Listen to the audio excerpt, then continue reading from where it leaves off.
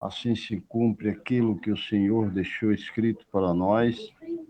Aonde estiver duas ou mais pessoas reunidas em teu nome, ali o Senhor se faz presente. Pai eterno, entrego cada uma dessas vidas aqui, representando suas famílias, que a tua misericórdia, a tua graça seja derramada sobre todos. Que nesse momento, meu Deus, o Senhor abra nosso entendimento para compreender a tua santa palavra, Deus. Que o nosso espírito esteja preparado, Senhor, para receber tudo aquilo que o Senhor tem de melhor para nossas vidas. Abençoa, meu Pai, a vida do nosso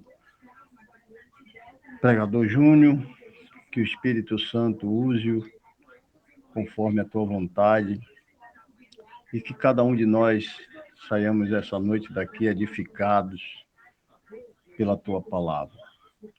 Obrigado, Senhor, pela vida de cada irmão. Peço que o Senhor abençoe as suas famílias, que o teu poder, meu Pai, possa levantar os que estão caídos, os que estão prostrados, que o teu poder, meu Deus, possa curar os que estão enfermos, que o teu Espírito os levante, cure e desabra o entendimento.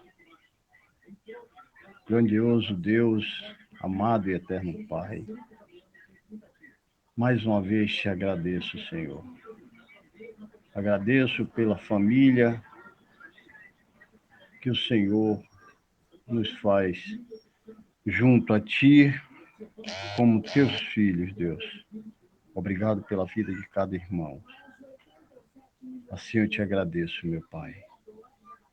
Em nome do teu Filho amado, nosso Senhor e Salvador Jesus Cristo. Amém.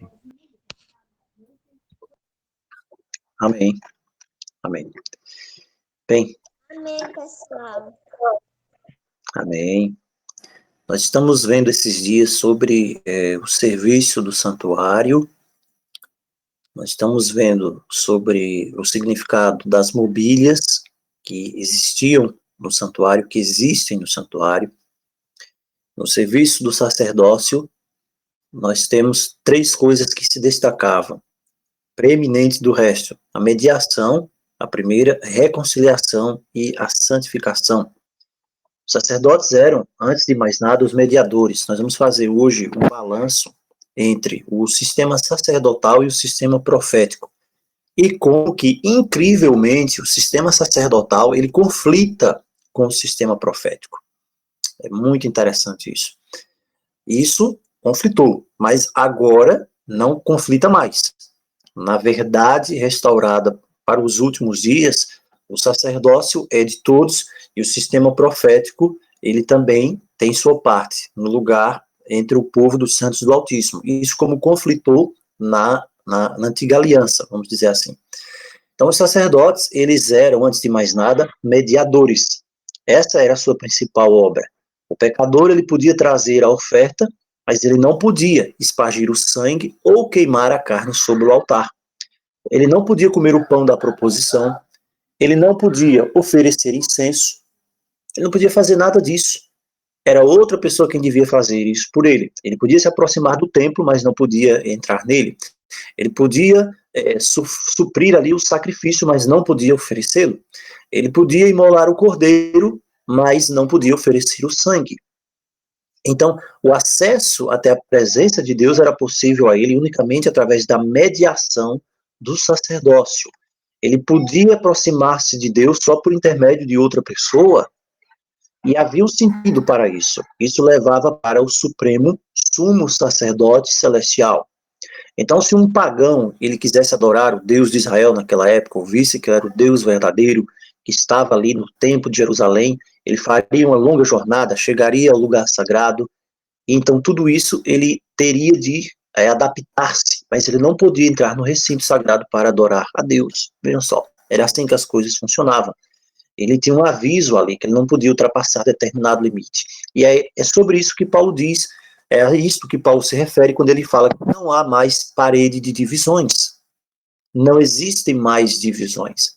Não existem. Então ele podia perguntar, né, para que o cordeiro? Então diziam, você tem de entregar ao sacerdote para sacrificá-lo. Ele dizia, por que eu não posso entrar? Pois não pode entrar porque você nunca vai entrar. Mas porque eu não posso ver Deus, não posso chegar na presença dele, não posso adorá-lo? Nenhum homem pode ver Deus, ele é santo.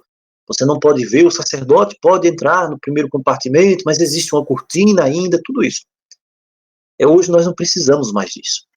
Agora, esses eventos têm, como nós estamos vendo logicamente esses dias, um sentido espiritual que permanece. A parede da separação não permanece, mas o sentido de todas estas manifestações no santuário ainda permanece. Então todo o santuário se baseava em mediação. Hoje ainda nós temos um mediador. Esse mediador é Jesus Cristo, homem, como diz a palavra. O segundo ponto do rito do santuário era a reconciliação. Isaías 59:2 diz que o pecado nos afasta de Deus. Então ele tinha as ofertas queimadas, tinha o incenso com as orações, e ele se aproximava de Deus. A comunhão, então, era uma forma da comunhão ser restaurada e existir uma reconciliação. Então você tem a mediação. A mediação era o fim em si do sacerdócio, e você tem também a reconciliação, que era o objetivo a ser alcançado pelos sacrifícios que eram oferecidos todos os dias, durante o ano inteiro. Então a relação entre o homem e o Altíssimo precisava ser restabelecida, o pecado separava, o sangue unia. Isso era realizado através desse ministério do perdão. A palavra mostra isso claramente. Nós somos reconciliados com Deus hoje pela morte do seu filho. Então, esse sistema do sacerdócio, ele permanece, mas na perspectiva celestial agora. Romanos 5, verso 10. A reconciliação é efetuada pelo sangue. Então, dia após dia, o sumo sacerdote, aliás, o sacerdote entrava no primeiro compartimento, que era o lugar santo, para comungar com Deus. Havia o incenso que penetrava além do véu até o Santíssimo. O incenso ia, ele não ia. Ali ele tinha um castiçal, que era um emblema daquele que é a luz do mundo. Tinha também a mesa, os pães da proposição. Ali havia a aspersão do sangue, era um local de aproximação de Deus, de comunhão. O terceiro ponto, o terceiro aspecto importante do ritual do santuário é da santificação. É isso que nós estamos vendo esses dias, ou santidade. Esse pecado que nós, quem sabe hoje ainda, infelizmente, acariciamos no nosso coração, ele mostra que nós encontramos longe ainda, ou que nós estamos separados de Deus. Então o estranho não podia entrar no pátio do templo. A alma penitente, mesmo assim, devia aproximar-se do altar. O sacerdote podia penetrar no lugar santo, e só o sumo sacerdote no lugar santíssimo, após uma ampla preparação, e mesmo assim com tremor, e o incenso devia ainda ocultá-lo parcialmente. Então, isso, para ministrar aí, você vê que não era simplesmente alguém que buscava perdão do pecado. Ele precisava suplicar que esses pecados houvessem sido apagados.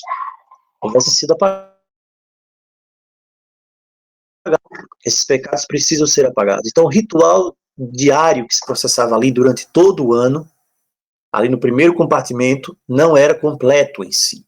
Ele precisava ser completado, ele precisava ser finalizado no segundo compartimento. E essa é a lógica do santuário. O perdão só era concedido depois da transgressão. A ofensa tinha sido praticada, Deus perdoou o pecado, mas melhor seria que não houvesse o pecado sido cometido. Não basta apenas perdoar a transgressão depois de cometida. Tem de existir um poder que guarde do pecado. Por isso diz, vai e não peques mais. Isso agora é a possibilidade do evangelho. Então, é isso que nós vemos. O fim do evangelho é a salvação. Você encontra o Cordeiro no lugar santíssimo. Agora veja sobre essa questão de sacerdócio. O que é que nós temos? O que é que se via no sacerdócio? Como é que o sistema sacerdotal funcionava? Você tem um templo e todo o ritual. E tudo isso, o objetivo era que fosse uma lição. E era a lição instruir sobre a santidade de Deus e sobre a pecaminosidade do homem e o caminho para Deus. Então você tem três pontos aqui que se unem. Santidade de Deus, a pecaminosidade do ser humano, da raça caída, e o caminho que leva até para Deus. Então esse era o objetivo, o ensino disso. O primeiro requisito no ritual do santuário, do sacrifício, aliás, no sacrifício, era colocar as mãos sobre o animal, confessando o pecado do transgressor. O transgressor vinha confessar. Ele vinha confessar o seu pecado. Então, com as próprias mãos, ele matava o animal. O sacerdote, então, tomava o sangue e colocava sobre as pontas do altar do holocausto. Era essa a sistemática que acontecia. As vísceras do animal eram queimadas com a gordura sobre o altar. E parte daquela carne era comida pelo sacerdote no lugar santo. Vejam que coisa. O que é que isso aqui ensinava? Qual era o objetivo desse ritual? Isso era para ensinar a repulsa pelo pecado. Deus queria ensinar essa aversão, que isso fosse tão grande que os homens procurassem não mais pecar. Nenhuma pessoa normal tem prazer em matar um animal inocente. E principalmente compreendendo que isso é uma retaliação por causa dos seus pecados, que o animal deve morrer. Então o sacerdote normalmente ele não tinha por que se deleitar nisso aqui, era uma cerimônia sanguenta.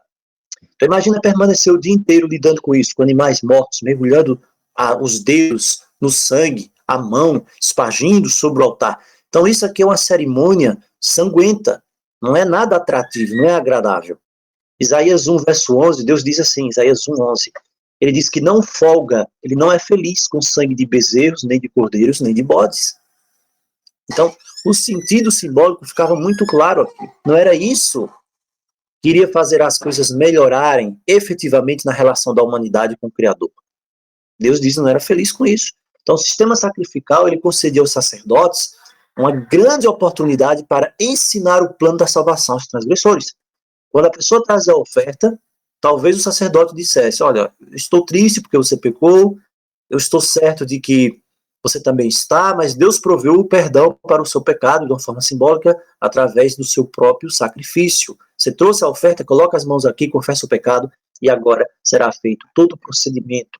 Matar o inocente, eu vou tomar o sangue, vou fazer expiação pela culpa. Quem sabe era isso que deveria ser dito. O cordeiro que você vai matar simboliza o cordeiro de Deus que tira o pecado do mundo, o Messias que vai vir dar a sua vida pelos pecados do seu povo. Então era um solene ritual. A pessoa deveria ficar profundamente impressionada.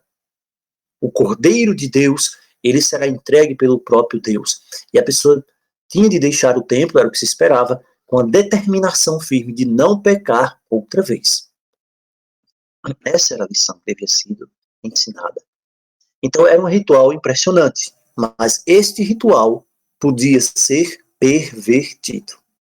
E esse é o ponto que nós queremos chegar hoje, nesta noite. A perversão deste ritual, desta cerimônia, que era imperfeita, como diz lá no livro de Hebreus, e que abre espaço, então, para uma nova aliança perfeita. Uma nova aliança perfeita.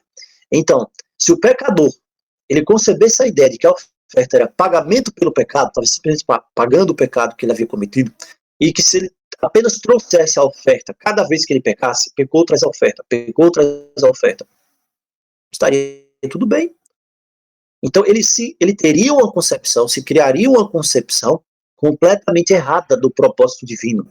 E foi exatamente essa ideia que Satanás colocou na cabeça, na mente, tanto dos sacerdotes da época como das pessoas. As pessoas começaram a imaginar que o sacrifício era o pagamento dos seus pecados. E isso tem uma grande contraparte também no sistema de Babilônia hoje.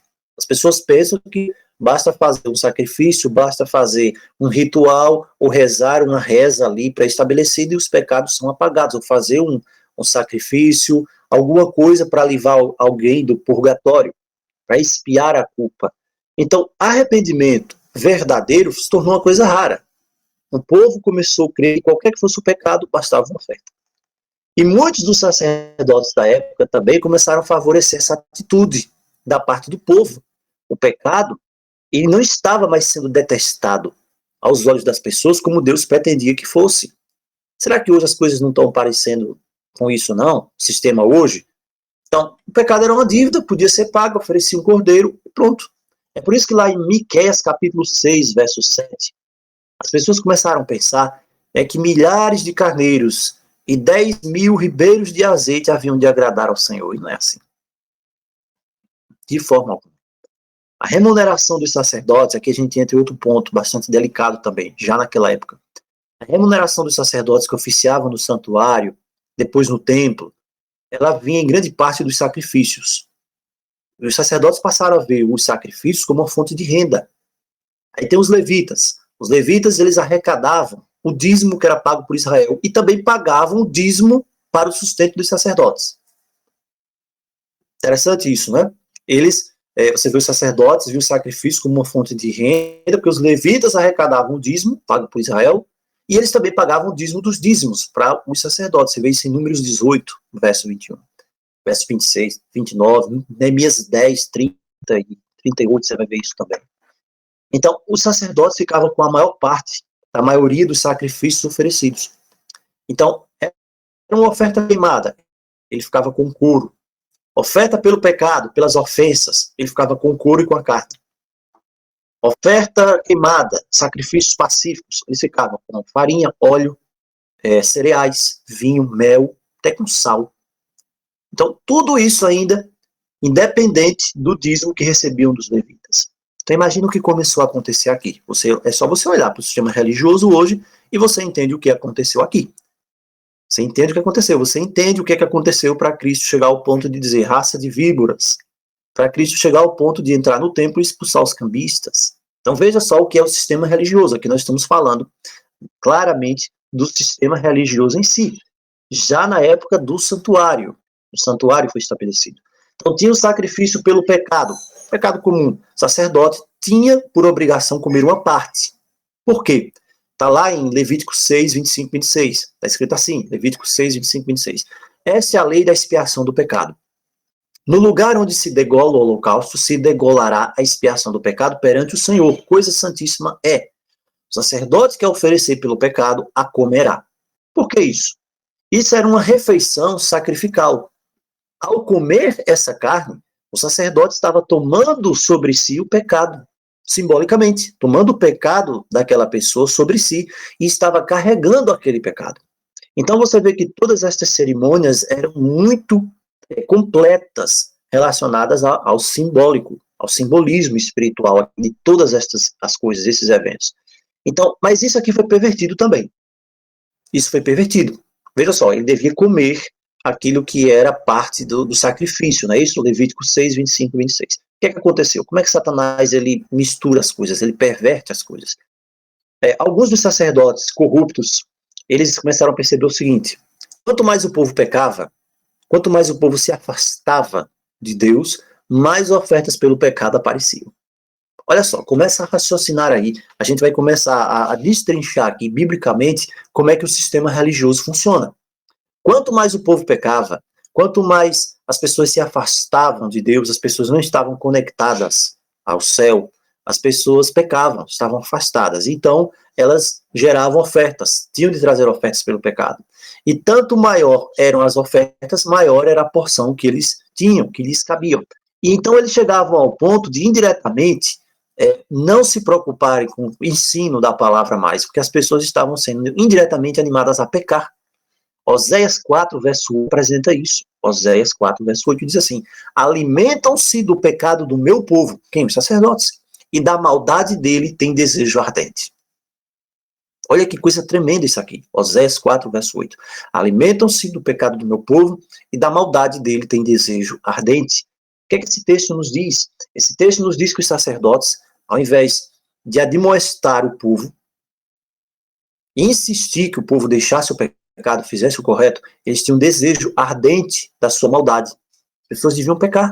Quanto mais as pessoas estivessem pecando, as pessoas iriam voltar e iriam trazer outra oferta pelo pecado. Hoje a coisa substituiu um pouco essa questão do pecado. Hoje quanto mais as pessoas, vamos dizer, prosperar, as pessoas vão trazer mais oferta pelo o pecado. Não pelo pecado, mas pela prosperidade.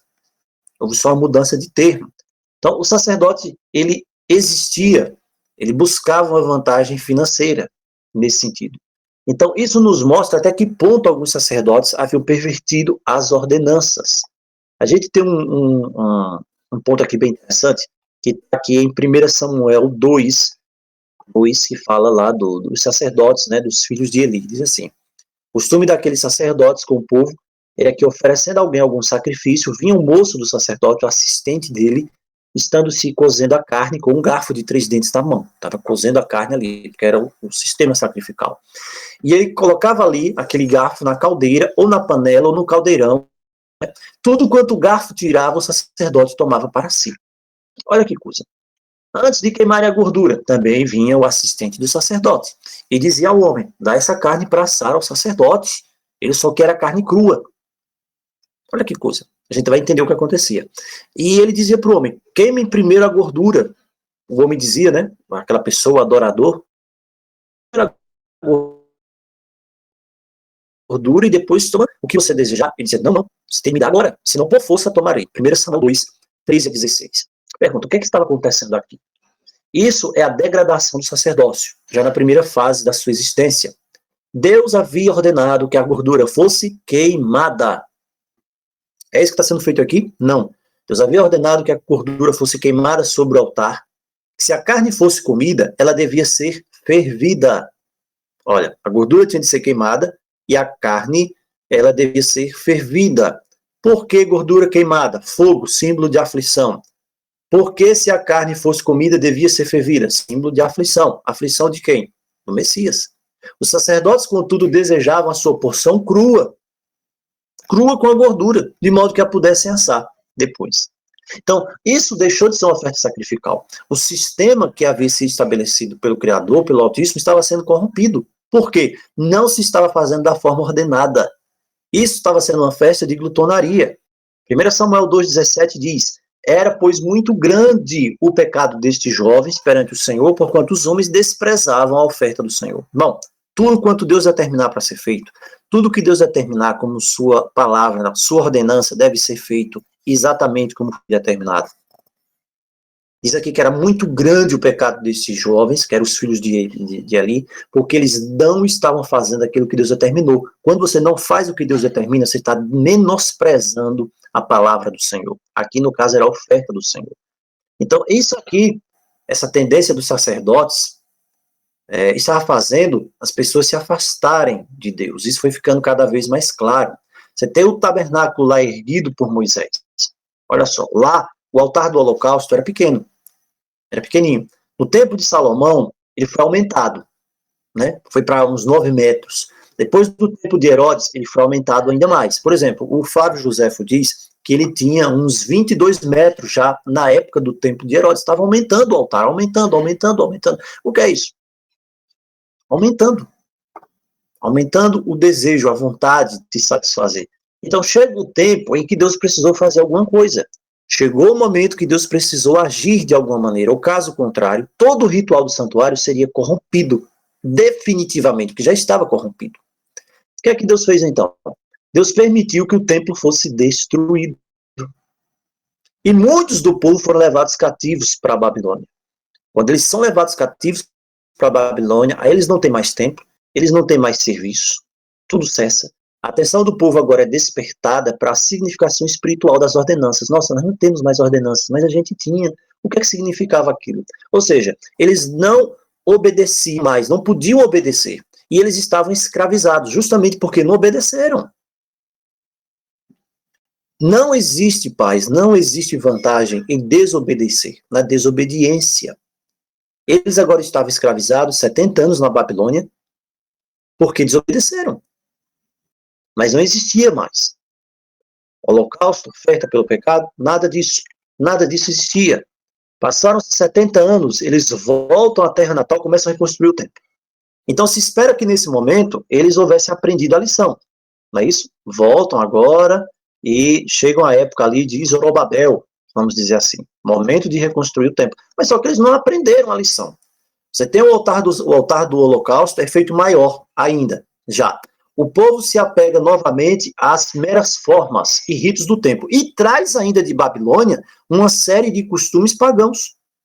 Trazem de Babilônia uma série de costumes esotéricos. Ele já tem lá, né, de tempo já, ensinos esotéricos, cabalísticos, e trazem de lá e vão ficar utilizando isso como forma de controle por trás do sistema do templo.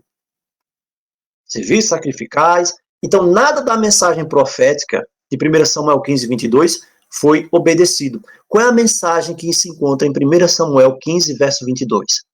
1 Samuel capítulo 15, verso 22, eu faço questão de encontrar aqui com os irmãos, diz assim, ó, 1 Samuel 15, versículo 22, diz assim, ó, 15, 22, depois nós podemos estudar isso aqui com calma, entre Saul e Samuel. Porém Samuel disse, tem porventura aquele que existe, aquele que é o Senhor, tanto prazer em holocaustos e sacrifícios, quanto em que se obedeça a sua palavra? Ou seja, Deus tem mais prazer em sacrifícios e holocaustos, mais prazer até do que se obedeça a sua palavra, quer dizer, eu sacrificando, fazendo sacrifícios, holocaustos, eu posso deixar de obedecer a palavra de Deus, é isso? Essa pergunta, ela nunca perde a sua atualidade. Hoje, nos nossos dias, quem sabe ela poderia ser reformulada da seguinte maneira: tem Deus hoje tanto prazer em cultos, numa igreja bela, numa igreja decorada, em louvores, em mensagens, nossa, tocantes, que façam você chorar, mais do que se obedecer a sua palavra, mais do que em que se obedeça a sua palavra? Claro que não tem valor nenhum. E aqui ele diz, eis que o obedecer, o que? O obedecer puro, o obedecer simples, o obedecer, o ouvir, o escutar, o atender. É isso? É obedecer. Eis que obedecer é melhor, a palavra aqui. É bom, é agradável, é valioso, muito mais do que sacrificar. E o atender, diz aqui, estar atento, prestar atenção, inclinar os ouvidos, é isso aqui, atender, é melhor do que a gordura de carneiros. Esse aqui é o ponto que chegou aqui, é Samuel com Saul. A gente depois pode ver um dia isso aqui. Ele diz, a rebelião, não atender à vontade de Deus, é como o pecado de feitiçaria. Olha que coisa. Então, essa é a mensagem que é passada. Obedecer é melhor do que sacrificar. Então, as receitas dos sacerdotes foram crescendo, crescendo, crescendo, crescendo. Chegava a ocasião da Páscoa, Jerusalém ficava lotada de peregrinos judeus. Quase 1 milhão de pessoas ali, de todos os lugares. Então, os sacerdotes não tinham humanamente como oferecer aqueles sacrifícios todos para satisfazer o povo. O que é que eles faziam, então? Eles começaram a transformar a oferta em dinheiro para o templo. E eles, então, iriam, segundo a sua conveniência, criaram esse sistema para que pudessem manter o sacrifício ali. Depois era mais fácil e seguro, não levar o animal. Não, a gente vai, leva o dinheiro, chega lá, compra o animal. É por isso que você entende que Jesus expulsou ali os cambistas do templo 2 vezes. Porque se criou um negócio, na verdade. As pessoas chegavam com dinheiro, já tinha de ter o animal lá para comprar. Então, somente o dinheiro do templo também podia ser usado. Veja, a pessoa tinha de fazer, era uma casa de câmbio. Eles criaram um dinheiro do templo, específico, que a pessoa tinha de trocar o dinheiro por aquele dinheiro do templo para poder comprar o animal. Olha que coisa. Então, os sacerdotes também se dividiam em 24 turnos. Você vai ver que Zacarias, o pai de João Batista, ele era da linhagem sacerdotal, e foi num dos turnos dele que ele teve a visão lá com o anjo. Num desses turnos, eram 24 turnos. E cada um deles devia servir durante uma semana de cada vez, 2 vezes por ano, eles serviam ali. Quando o sacerdócio se torna algo político, aí você tem agora o sumo sacerdote. E ele começou a ser designado por Roma. Aí a corrupção se generalizou de uma vez, era um cargo lucrativo, o sumo sacerdote. Então você agora começa a perceber que Cristo vem bater de frente com todo esse sistema, esse aparato corrompido. Um aparato corrompido aqui, religioso da época, um aparato corrompido. Será que Cristo hoje, as pessoas falam tanto no meio religioso, eu quero esperar Jesus viesse hoje realmente para visitar o sistema religioso, ele seria recebido bem dentro do meio religioso? O que é que vocês acham? O que é que você imagina? Será que ele ia ser recebido bem? Então, o sumo sacerdote controlava tudo. Aí vem a corrupção, e aí muitos eram os sacerdotes que eram chamados lá para as festas, e paulatina, onde cada vez mais as coisas foram se sucedendo a piorar, até chegar a esses extremos aqui. Eles perdem o propósito original, pervertem o plano de Deus, e tudo isso, foi necessário então que Deus agora começasse a criar uma nova classe de servos. Quem? Os profetas. Agora as coisas entram numa rota de colisão. Deus levanta agora profetas. Deus não pode falar, com raras exceções, com o pessoal do sistema sacerdotal nem levítico, porque na grande maioria já estão corrompidos. Deus vai usar agora de fora os profetas. Para o sistema sacerdotal, veja, era da linhagem de Levi, tem aquela coisa toda, a gente vai ver aqui, é tanto requisito, esses requisitos fecharam a voz de Deus, taparam os ouvidos para ouvir a voz de Deus. Deus agora levanta pessoas que ele podia levantar quem quer que ele quisesse, de onde quer que ele fosse. É por isso que você não sabe nem de onde Elias veio, você sabe que ele era lá, Elias o Tisbita, Gileade, só, depois você não sabe de mais nada dele, porque o que vem agora é a vocação. E Deus levanta os profetas. Qual é a mensagem dos profetas? 1 Samuel 15, 22. Tem porventura o Senhor tanto prazer em holocaustos e sacrifícios, como em que se obedeça a sua voz? Essa é a mensagem dos profetas. Não adianta nada um sistema estabelecido se ele não tiver obediência. Então começa a ver esse conflito agora. Você vai ver o conflito com Isaías, com Jeremias, com Ezequiel, você vai ver o conflito com Miqueias, você vai ver o conflito com todos aqueles que se levantam, que são levantados especificamente para bater de frente contra esse grande sistema, esse leviatã aqui religioso que se gerou nesse tempo e que hoje também existe da mesma forma, só que com uma nova roupagem. Sacerdotes estavam apostatando, então parecia que estava vindo uma calamidade se o povo deixasse de pecar. Veja só, não, o povo não pode deixar de pecar, porque se o povo deixa de pecar, não tem ofertas. Exatamente isso, Denis. Não tem ofertas. Aí você entende agora o autor de Hebreus capítulo 10, 1 e 2. E é isso aqui, pessoal. Não é uma coisa que ficou isolada lá, não. Em todo o sistema religioso. Se isso aqui aconteceu lá na época do sacerdócio lá, o que é que impede disso acontecer hoje na igreja? Se isso aconteceu naquela época lá e Deus mandou não um profeta, mandou 1, 2, 3, vários. Por que hoje pode dizer, não, isso não acontece aqui na minha igreja? Não, isso não acontece na minha igreja. Vai nessa que isso não acontece. Hebreus 10, 1 e 2. Diz que a lei era a sombra dos bens futuros. E aí diz, de outra maneira teriam deixado de se oferecer, porque purificados uma vez os ministrantes, verso 2, nunca mais teriam consciência do pecado. Isso não acontece. Você vê, o Antigo Testamento ele é compreendido, a lógica desse sistema aqui, quando você percebe que há uma luta realmente entre o sacerdote e o profeta. Isso acontece agora até o fim, a luta entre o sacerdote e o profeta. Você tem uma luta trágica aqui, que termina muitas vezes, aparentemente, com a vitória dos sacerdotes. O profeta é o porta-voz de Deus. E os sacerdotes, eles têm uma capa de um sistema todo estabelecido que eles se escondem por trás daquilo ali, mas corrompida. E o povo em si não percebe. A grande maioria do povo não percebe. Por quê? Porque a capa é a forma de santidade, como diz a palavra. O apóstolo Paulo diz, tendo forma de piedade, negando, entretanto, o poder. Não tem santidade, é só uma capa. Então o povo pode errar, o sacerdote também, mas Deus não vai ficar sem uma testemunha. O que é que Deus faz? Deus envia um profeta ao povo para reconduzi-lo ao bom caminho, porque Deus não pode usar o sacerdote. Então, percebe-se aqui claramente que se existia uma classe de pessoas que não eram bem vistas, eram os profetas. Os profetas não eram populares, não, entre os sacerdotes. Você vai ver quando Jeremias ia falar, o pessoal pegava ele e dizia, vamos matar você, porque você falou em nome do Senhor nosso Deus. Olha, se alguém viesse me falar em nome do Senhor, meu Deus, eu tinha de ficar feliz. Mas não, a gente tem de matar você, porque você falou em nome do povo. Então, os sacerdotes ministravam no templo dia após dia. Estar no templo dia após dia não quer dizer que a pessoa é santa. Estar no templo dia após dia não quer dizer que a pessoa é salva. Não quer dizer que a pessoa está obedecendo a Deus. Os sacerdotes faziam isso. Eles convidavam o povo para trazer os sacrifícios.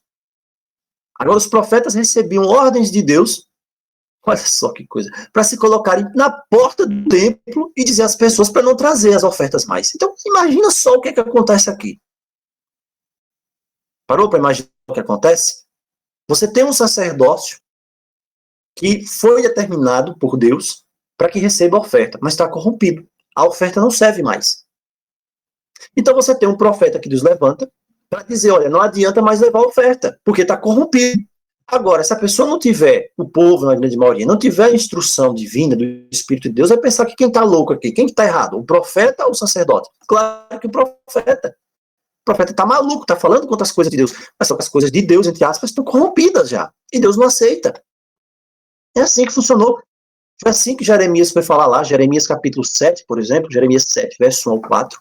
Nós temos lá a palavra que foi dita a Jeremias pelo Senhor, dizia assim: põe-te à porta da casa do Senhor. Olha só por onde é que Deus mandava Jeremias ir. E proclama ali esta palavra e diz: ouvi a palavra do Senhor, todos os de Judá, os que entram por estas portas para adorardes ao Senhor. Assim diz o Senhor dos Exércitos. Veja, o Senhor dos Exércitos, né? Nós falamos disso, Deus de Israel.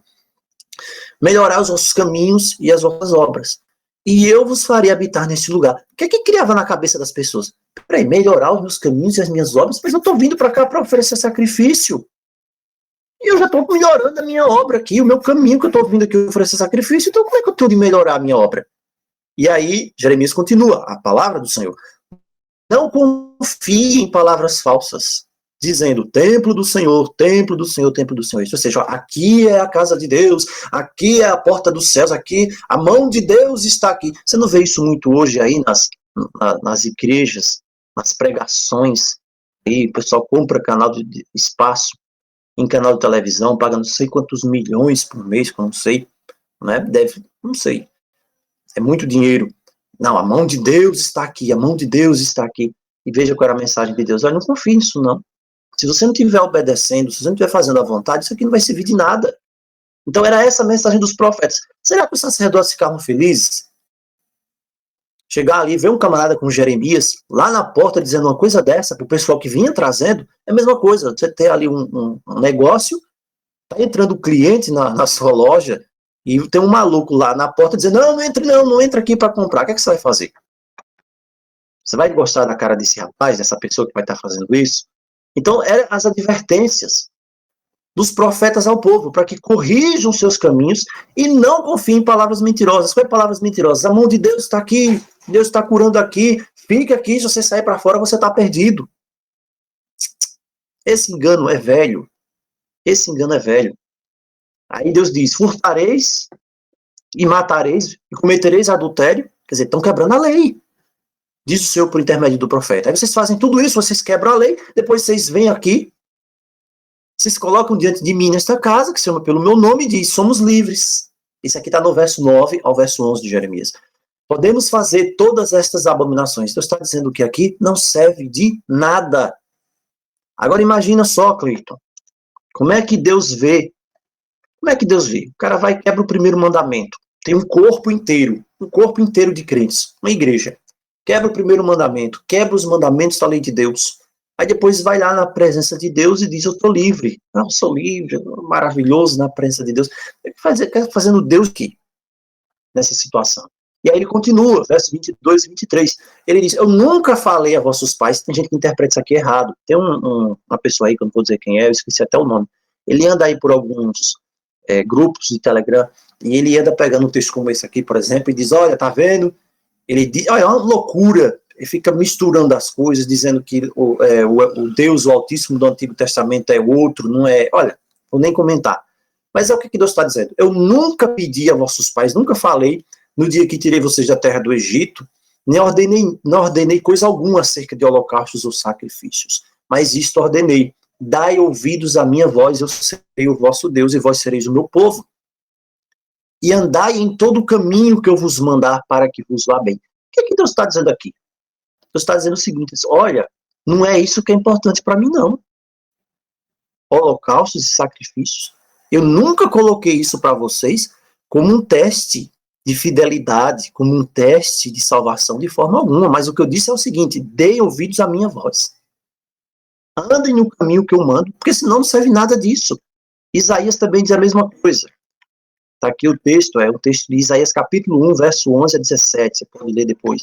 Isaías diz assim, de que me serve a mim, Deus que diz, a multidão dos vossos sacrifícios, diz o Senhor. Deus diz, estou farto de holocausto de carneiro, gordura de animais, sangue de bezerros, estou farto disso, não serve de nada para mim. Quando vocês vêm comparecer à minha presença, eu não estou querendo que vocês venham não mais. Quem requereu isto de vossas mãos?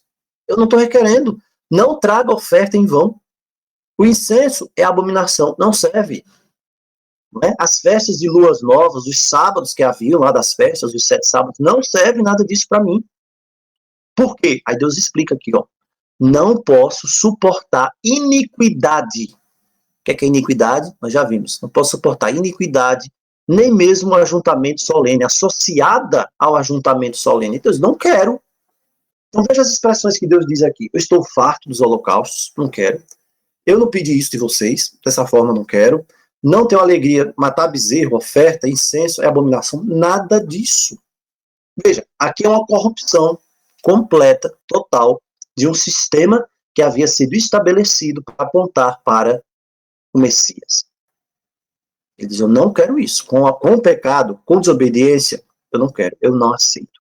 Então, lá em Amós, capítulo 5, verso 21 e 22, tudo isso aqui, irmãos, é para que nós tenhamos a correta perspectiva dessas coisas, e que chegam até os nossos dias. Amós 5, 21 e 22 diz, aborreço, desprezo as vossas festas. Aí tem gente hoje que ainda quer fazer as festas do mesmo jeito. Não, eu preciso fazer essas coisas todas. Não, mas o pessoal faz isso porque não crê no Messias. Não, mas eu tenho de fazer porque é bonito. Eu tenho de fazer porque tem alguém no YouTube que diz que tem de fazer. Peraí. É isso mesmo? É isso mesmo que Deus está dizendo para você? Aí Deus diz, olha, não tem obediência, não tem conformidade com a palavra. Deus diz, não, faça se você quiser, mas para mim não serve de nada mais. Aí ele diz, aborreço, desprezo as vossas festas. Ainda que vocês me ofereçam holocaustos, oferta de manjares, não vou me agradar.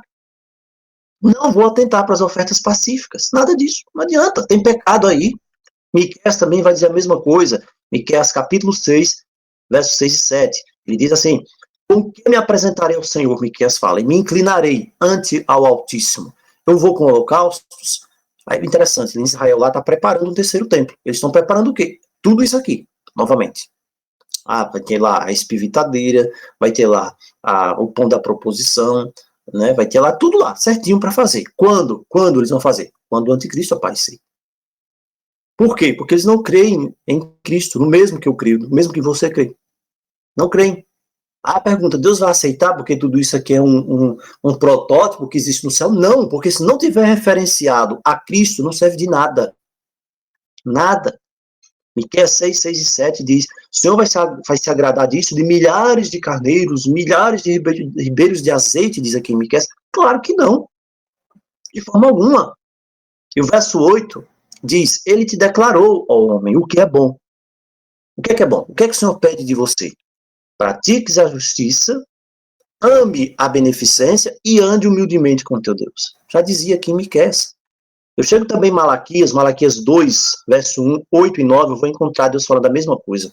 E ele diz, vocês se desviaram do caminho, corromperam o conserto. E ele diz, também eu vos fiz desprezíveis. Ele está falando aqui com os sacerdotes.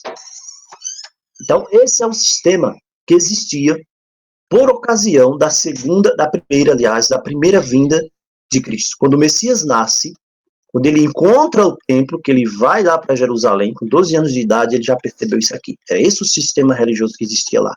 Quando Davi disse, não te comprases em sacrifício, senão eu te daria. Salmo 51, 16 e 17. Tu não te deleitas em holocaustos. E ele diz, qual é o sacrifício que eu tenho de fazer hoje? Davi já falou isso aqui inspirado. Sacrifícios para Deus são um espírito quebrantado. E um coração quebrantado e contrito não desprezarás, ó Deus. Então, irmãos, tem pessoas hoje que ouvem a verdade, as verdades das Escrituras e pensam que vão se salvar se continuarem dentro do sistema religioso, cumprindo rituais do sistema religioso. E não é assim. A palavra diz que não é assim. Então, dificilmente, o que é que nós percebemos aqui? Deus poderia ter usado palavras mais vigorosas do que essas aqui.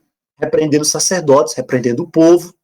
Sacerdotes corromperam o conserto, ensinaram o povo a pecar, fizeram as pessoas acreditar que tinham de fazer a oferta, o sacrifício. Tem pessoas hoje da mesma maneira, né?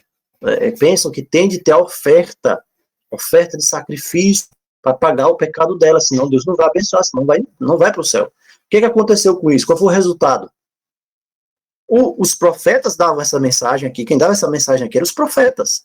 Os profetas não podiam receber oferta, os profetas não recebiam oferta, os profetas não recebiam nenhum tipo de mantença, quem recebia tudo era voltado para o santuário. Então, eles davam essa mensagem aqui. Os sacerdotes, com certeza, não gostavam deles. Não gostavam deles. Eles odiavam os profetas. porque os profetas eram enviados para repreendê-los. O povo ficava sem entender, vamos dizer assim. Peraí, o que tem errado aqui nos sacerdotes? Dava para ver, às vezes, claramente, que nem Caifás. Mas outros não dava para ver, que o sistema todo estava corrompido. Então, hoje, da mesma maneira, sabe, quando se levanta alguém para denunciar os pecados, vamos dizer assim, de Babilônia, mostrar o erro, o que acontece? Os sacerdotes de hoje, eles não vão gostar. As pessoas, o povo em si, que estão ali, oferecendo as ofertas que existem hoje também, dia após dia, vão se reunir, na grande maioria das vezes, para fazer como quiseram fazer com Jeremias. Está falando, vamos matar esse cara. É isso que acontece. A maioria das perseguições, você vê lá no Antigo Testamento, foram chefiadas, foram instigadas pelos sacerdotes. Sacerdotes. Contra Isaías, contra Jeremias, Miqueias, contra os profetas. Os oponentes de Cristo também, quem eram? Os sacerdotes. Quem? Os escribas, os fariseus. Não, mas o escriba sabe mais do que Cristo. O escriba sabe mais do que Cristo. O escriba, ele fez uma faculdade. Cristo não fez. Ah, mas o pastor hoje sabe as coisas, você não sabe. Né? O fariseu também. E foi justamente a essa classe de pessoas que Cristo dirigiu as mais duras palavras de reprovação. Mateus 23, 29 a 36. Eu chego aqui mais 23. 29 a 36 eu encontro assim. Ai de vós, escribas e fariseus, hipócritas. O que é hipócrita? O que é hipocrisia? O que é hipócrita? Hipócrita é você rir para alguém e na mente pensar, se eu pudesse eu te matava. Isso é hipocrisia. Hipócrita é você fazer algo por formalidade e o seu coração não está voltado para Deus. Ele diz, vocês são hipócritas. Por quê? Veja a conduta deles. Edificais os sepulcros dos profetas. Não, essa palavra é verdadeira do profeta. Que maravilha. Adorna os monumentos dos justos. Olha, fulano de tal era um justo, que coisa maravilhosa. E diz, nossa, se eu existisse no tempo do profeta Jeremias, jamais eu teria me juntado às pessoas daquela época para matar o profeta Jeremias. Jamais eu teria, nossa, mataram o profeta Isaías, que coisa terrível naquela época, né?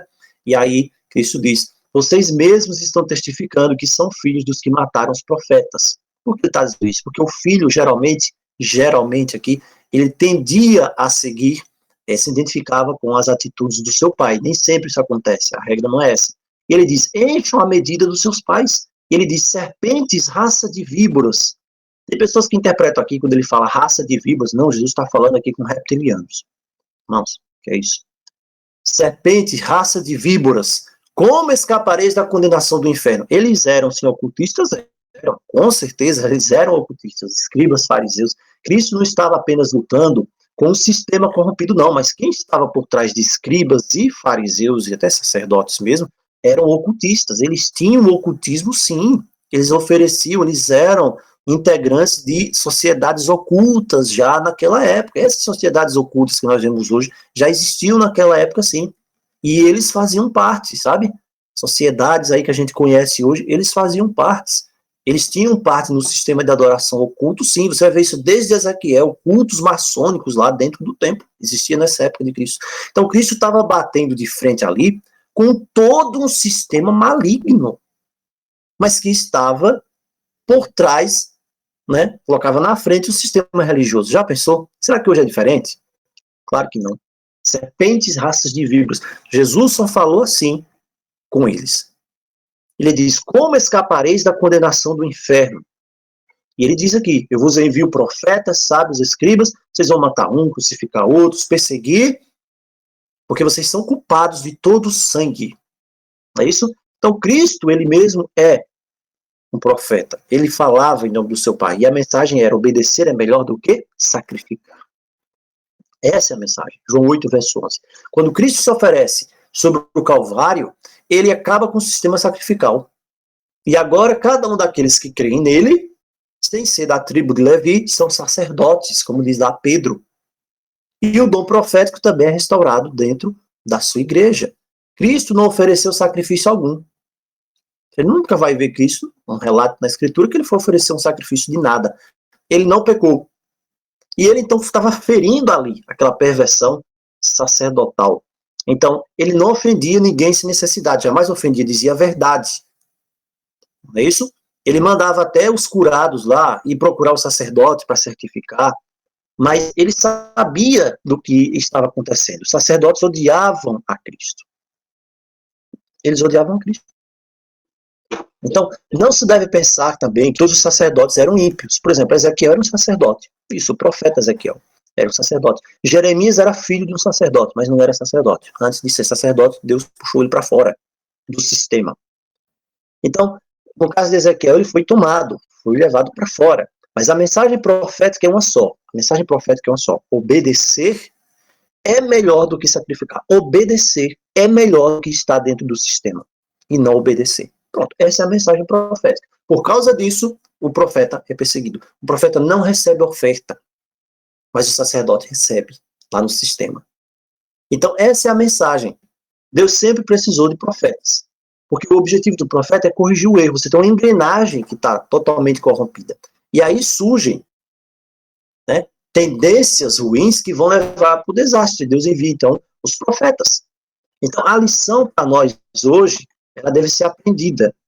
A obra profética não está terminada, enquanto a obra de Deus na terra também não estiver concluída.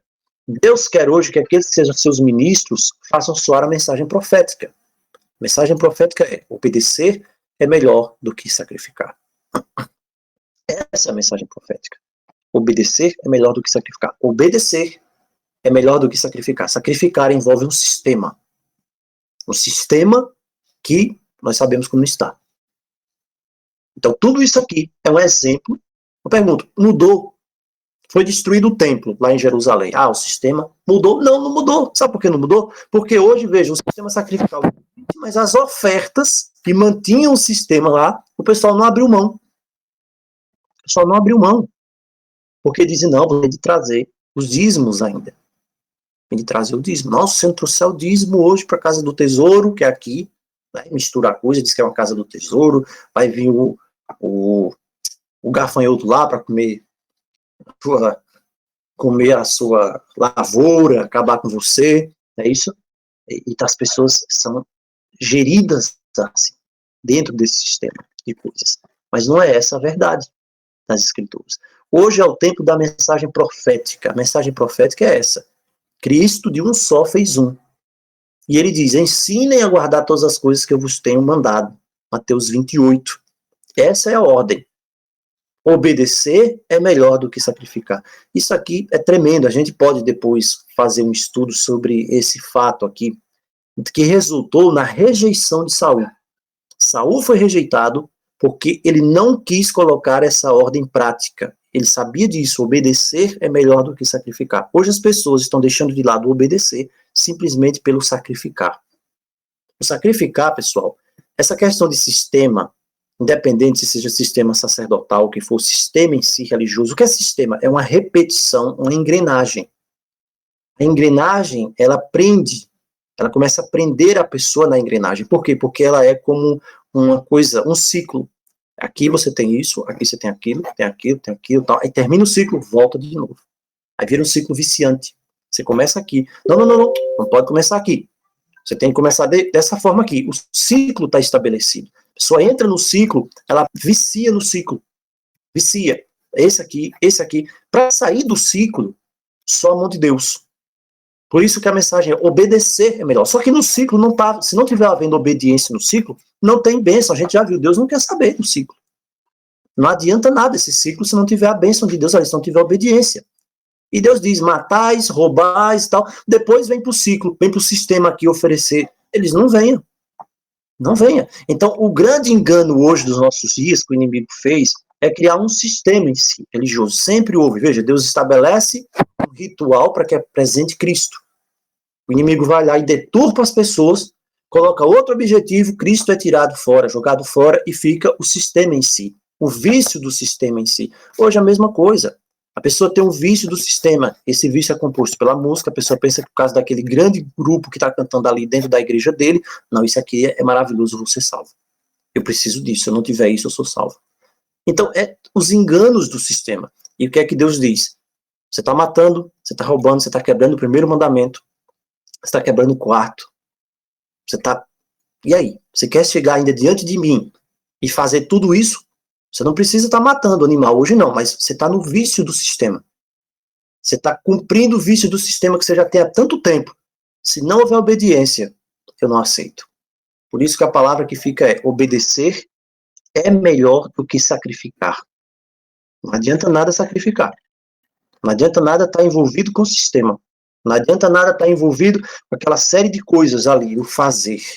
O fazer, porque nós temos de ser assim, porque tem isso, porque, né? E lembra, né, mas isso aqui, né, as pessoas olhavam para o sistema religioso da época, diziam, isso aqui foi estabelecido por Deus.